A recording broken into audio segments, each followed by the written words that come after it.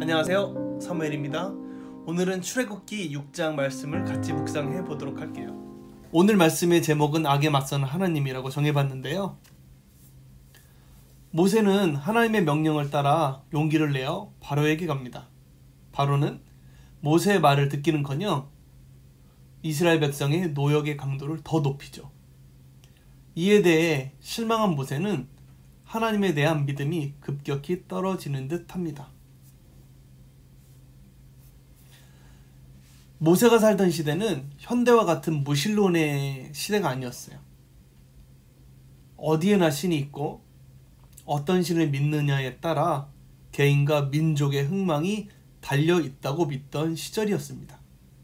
신이 있느냐 없느냐의 문제가 아니고 내 앞에 나타난 신이 힘이 있느냐 없느냐의 문제가 더 중요하던 시기였습니다. 모세는 자신의 앞에 나타나셔서 바로에게 가라고 명령한 하나님이 이집트의 신보다 더 강한가에 대한 의문을 품고 있었어요.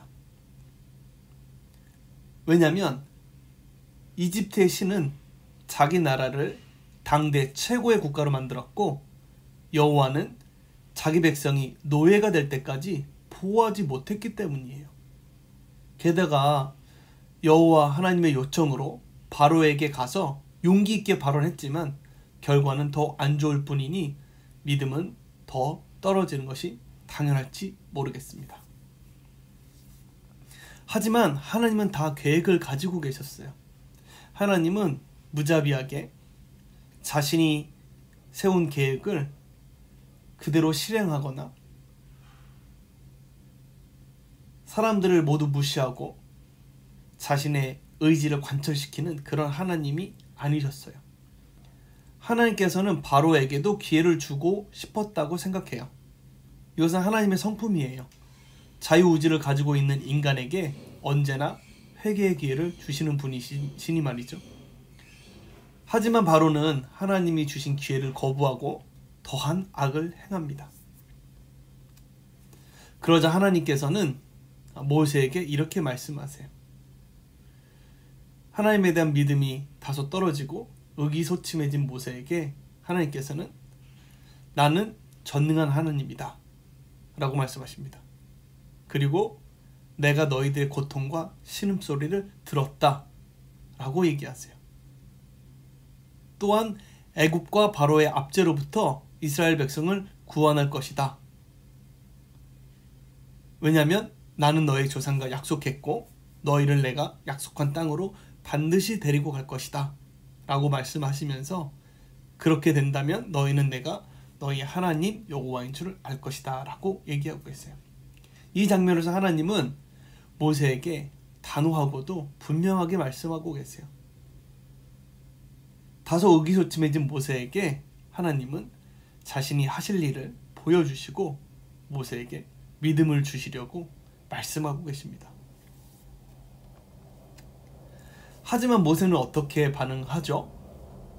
12절에 보면 이스라엘 사람들도 내 말을 안 듣는데 바로가 듣겠습니까? 나는 입이 둔한 사람입니다. 다른 사람 찾아보십시오 라고 얘기를 합니다. 모세에게는 아직 확신이 없었어요. 혹자는 모세를 비판할지도 모릅니다. 모세가 믿음이 없다고 말이죠. 그리고 우리는 모세와 같이 하지 말고 믿음으로 살아야 한다고 말이죠. 하지만 저는 이 본문에서 말하고자 하는 바가 모세가 믿음을 가져야 한다. 모세가 믿음이 없다. 그러니 우리는 모세와 같지 않고 더 믿음의 사람이 되어야 한다라고 하는 것을 강조한다고 생각하지 않습니다. 오늘의 묵상 포인트예요. 하나님은 믿음이 없는 자에게 믿음을 주시는 분이십니다. 모세나 우리나 모두 믿음이 없는 자들이지만 하나님은 그런 모세에게 일을 맡기시고 그를 사용하시고 그에게 믿음을 주어 참 하나님의 사람이 되게 하셨습니다. 모세에게 있었던 것은 무엇이냐면 동족을 사랑하는 마음이었어요.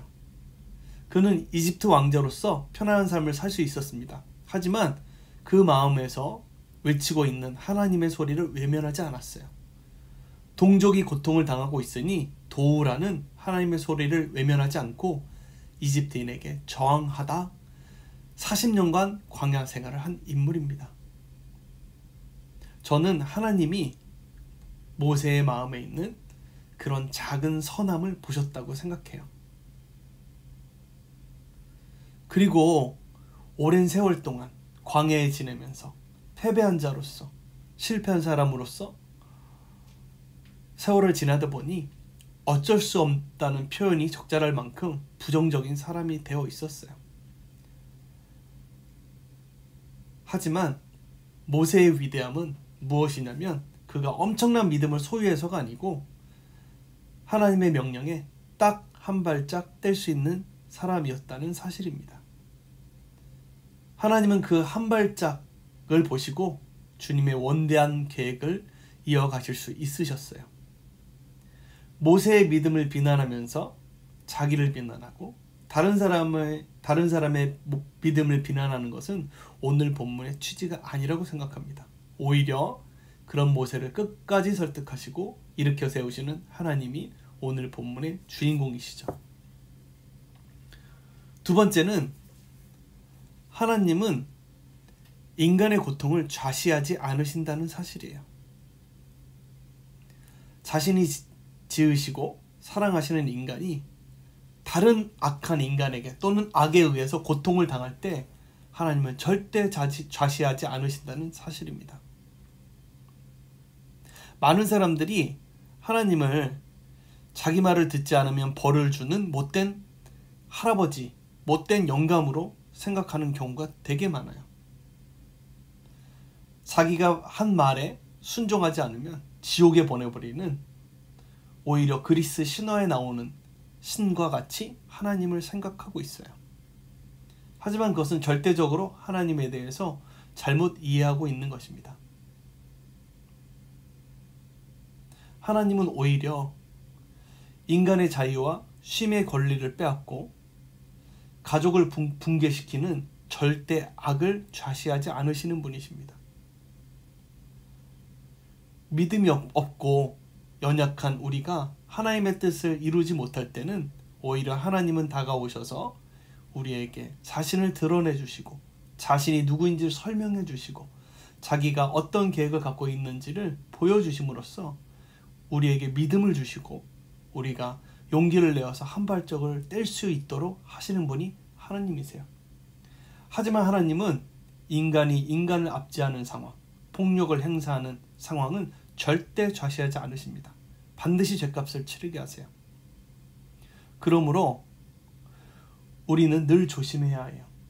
우리가 다른 사람의 존엄성을 짓밟거나 그들의 자유를 구속하지 않는가. 그리고 그런 불의를 볼 때 하나님처럼 나는 악에 용기 있게 맞서는가 라고 말이죠. 하나님의 사람은 악에 맞서는 사람입니다.